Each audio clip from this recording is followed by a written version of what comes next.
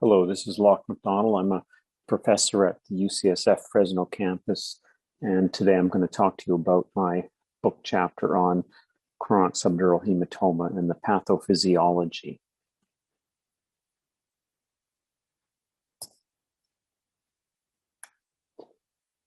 Now, we'll start off with the definition of a chronic subdural, and that is a liquefied hematoma in the subdural space that has a characteristic outer membrane. And although many patients, up to 50% or so, don't actually remember any head injury that caused their illness, if it's known, it's usually more than 3 weeks after that head injury.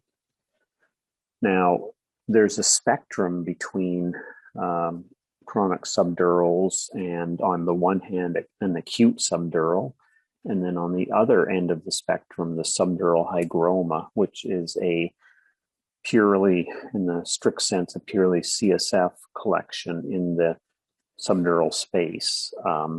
But you can have a subdural hygroma that has a bit of hemorrhage into it. So there can be xanthochromia or blood. And then that kind of moves into the chronic subdural hematoma category when there's hemorrhage, and the primary pathology is what we'll go into for a chronic subdural.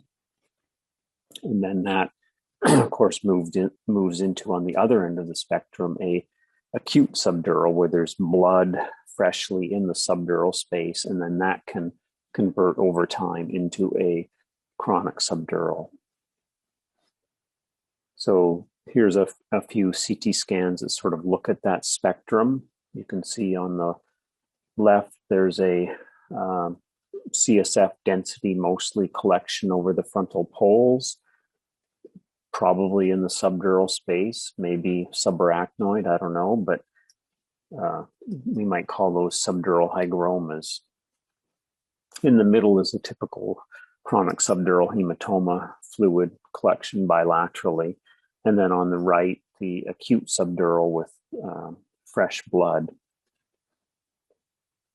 Now, the epidemiology of chronic subdurals, they're increasing in prevalence over time, probably related to the increasing age of the population and the increase in the number of patients who are treated with anticoagulants and antiplatelet drugs.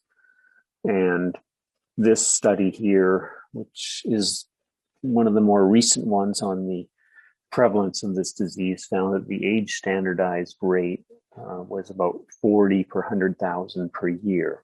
And that kind of fits with what you would think if you imagine your practice, or at least in my experience, where that is about 4 or 5 times more common than having an aneurysmal subarachnoid hemorrhage patient come in.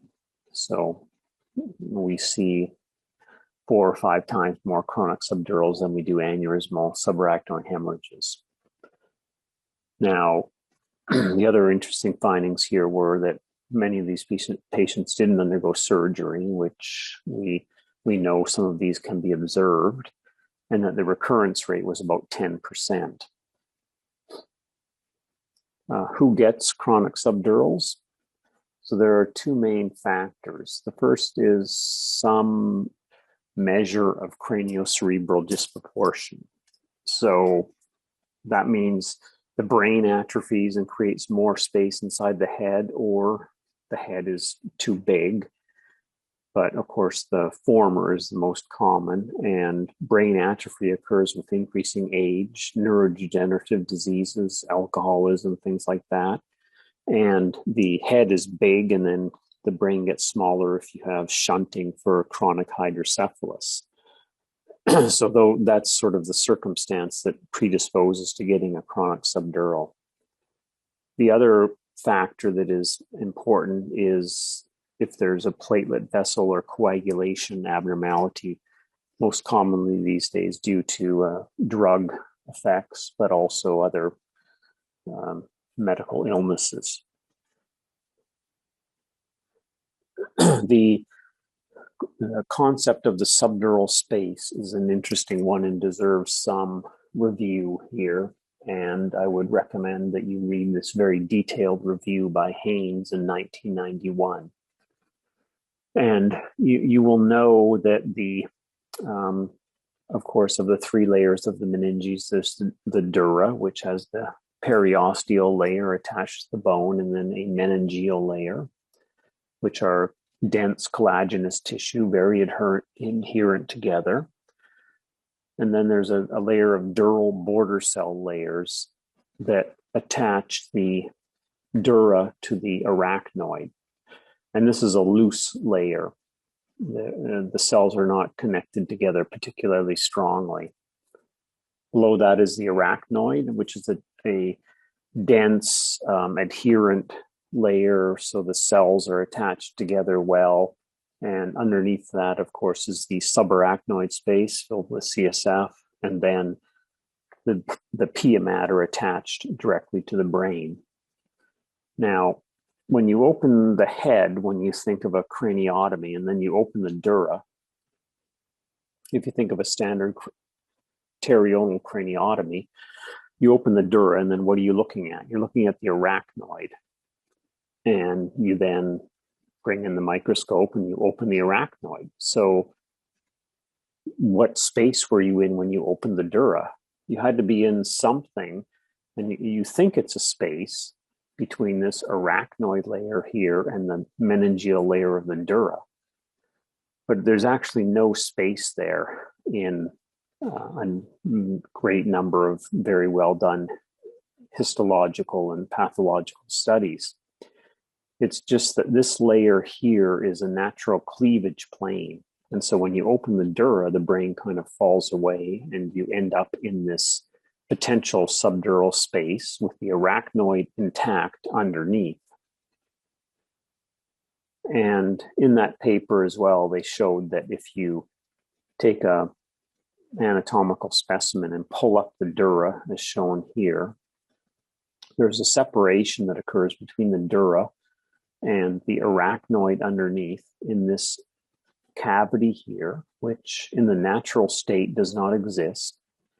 So it's a potential subdural space. The second important factor leading to subdural hematomas is that the transition between the veins in the subarachnoid space and going into the dura is associated with a very thin layer of the wall of the vein as it goes through the arachnoid and into the dura. And so they're predisposed to hemorrhaging or being torn as they go from the arachnoid through that border cell layer into the dura. And so that leads to the commonly cited etiology of a chronic subdural, which is minor inertial brain injury. And so that shakes the head a bit, and there's shearing between the brain and the arachnoid and the dura, which shears through that dural border cell layer. And there are bridging veins that go across that space. And as I just said, they're thinner walled as they cross that space. And so they're prone to rupturing. And so then there's a leakage of blood there. And then in that natural cleavage plane, for reasons that we'll come to, a hematoma can then build up over time. What happens then is believed to be that initial shearing event, and it can be relatively minor trauma. The patient, as I said, often doesn't remember any kind of head injury in up to half of cases. The hemorrhage, though, of course, then leads to clotting of the blood, platelet activation, generation of thrombin and clotting factors, and then the normal response of the body to a hemorrhage, which is inflammation. Inflammatory cells come in, lyse the blood, and then there's a healing effect that happens, which is the normal response to hemorrhage. Proliferation of fibroblasts, collagen, and angiogenesis, and granulation tissue forms around the hematoma. And that's the same thing that would happen in any other mesenchymal tissue, like skin, for example. If you cut yourself, there's bleeding, and then the bleeding is stopped by coagulation. Then underneath that, there's inflammation. So you see swelling and warmth from the cut, and then there's granulation tissue. If you pull the scab of your cut off after a week, then there's that pink vascular granulation tissue. And then eventually it heals in the subdural space. For some reason, it's an encapsulated process, and there's nothing to sort of clear away the inflammatory chemicals, and it leads to this cycle where you then have that granulation tissue forming, and it makes TPA and matrix metalloproteinases and things that will allow at least in, for example, the skin, it will allow blood vessels to grow across the cut and establish a new tissue in between. In the subdural hematoma, you have those things secreted, and those chemicals go into the fluid, and then they lead back and act on those fragile vessels in the granulation tissue and cause more bleeding.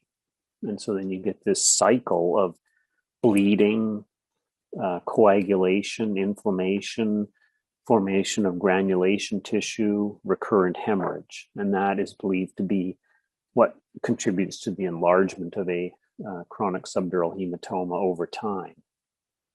This is a complex figure from the chapter that shows some of the various processes that are involved.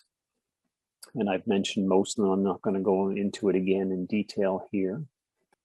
In support of that theory of recurrent hemorrhage and fibrinolysis, if you look at the fluid inside of a chronic subdural, you can see that there are intact erythrocytes. So that would support the fact that there has to have been fresh bleeding.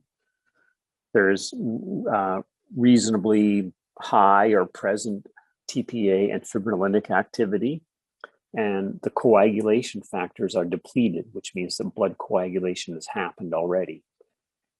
Again, levels of TPA, platelet activating factor, inflammatory cytokines are high, and they correlate with the types of subdurals that are at risk for rebleeding, which I'll go into later on, but those are the layering and laminar types, and the less so the trabecular types, and not the homogeneous types.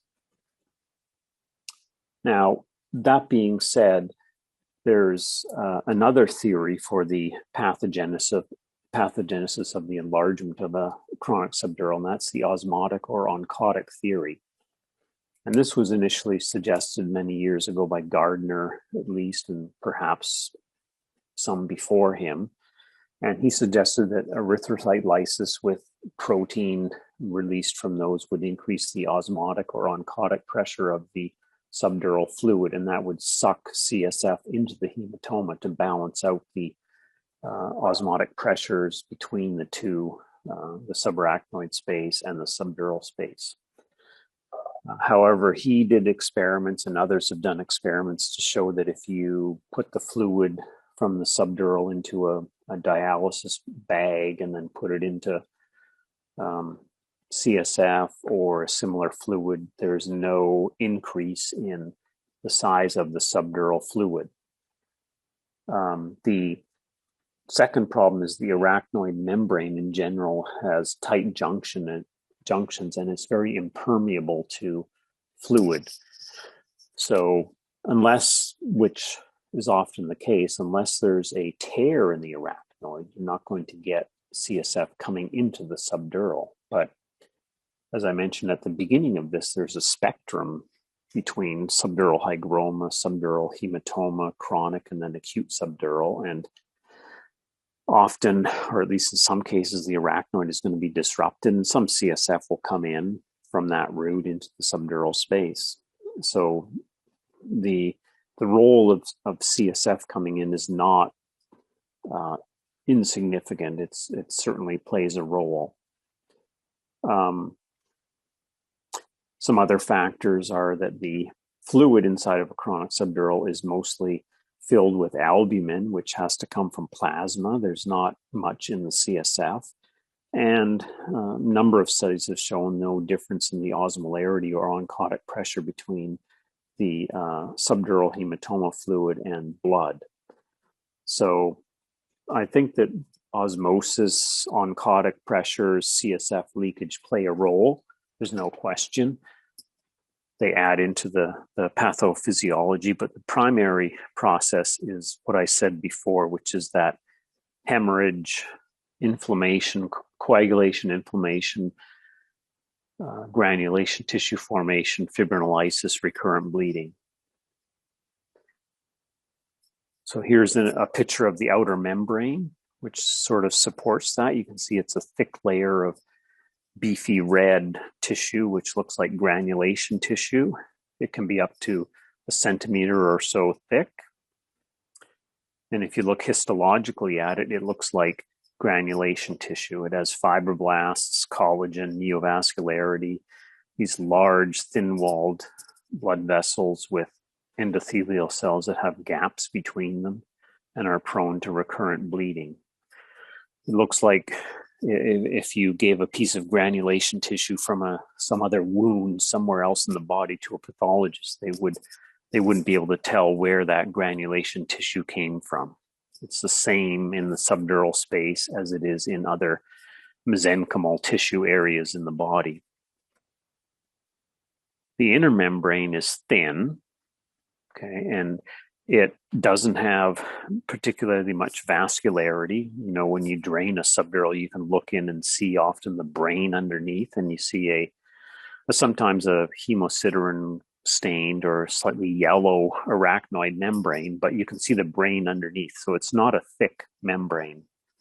And according to my presentation earlier with the occurrence of the subdural in the border cell layer, there should be some border cell layer or border cells visible or detectable in that inner membrane. And that's what is seen by pathological examination, as shown here in these electron micrographs from this paper in 1985. The hematoma fluid, if you are well aware of seeing this at surgery, it's a liquid fluid, obviously, varies from kind of clearish yellow to bile, deeper yellow, dark coffee or watery or engine or crankcase oil like fluid. Although that analogy is problematic because it's not a lipid oily fluid. It's a aqueous fluid. As I mentioned earlier, it takes at least 2 weeks, usually 3 weeks, to liquefy. The volume in studies that have measured it have been from 20 to 170 mils, mean of 90 milliliters. In support of my recurrent hemorrhage theory, there's fresh erythrocytes that appear in the fluid, and that's been measured in a variety of studies. The classification of chronic subdurals on CT has had a number of different methods, and this is one such scale that I found. And there are some limitations of these, and if you read all of the different papers on what the CT appearance is and what the risk of recurrence of the hematoma is, they're not consistent. But basically, you can see here that there are homogeneous appearing ones which have a relatively sort of average risk of recurrence. And then there are the laminar type, which I'll show you, which have a similar recurrence rate to the homogeneous ones. And then there are layered ones, which are the highest risk, supposedly, and then the trabecular ones, which in most classification systems have the lowest risk of recurrence. And so here we can see some CT examples. The First two there, homogeneous, hypodense, and isodense. Certainly the hypodense, I think, would be one that would be thought to be in the healing phase. So it's undergone recurrent hemorrhage and fibrinolysis, granulation tissue formation, and for whatever reason, it's starting to heal. Similar to the homogeneous isodense one, low risk of recurrence. And then the trabecular one is kind of in between there. The highest risk for recurrence are those lower three where you have layered appearance, and the laminar picture, which is where the blood is on the kind of the inner membrane there. And then the layered one again there on the right side. So CT may have some use in identifying which ones have a higher risk of recurrence.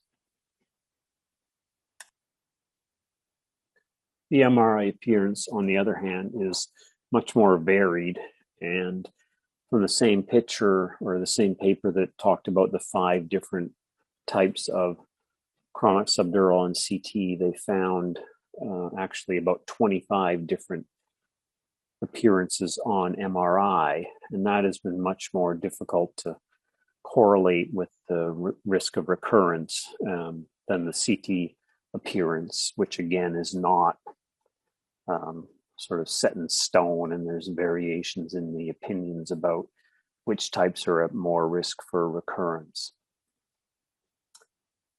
In terms of treatment, I'm not going to go into that, but just to mention the main issue with these is recurrence, and there's no standardized definition of that, but one that is often used is that there's recurrence of the symptoms or signs of the hematoma within 3 or 6 months, depending on the study, of the surgical drainage of the hematoma.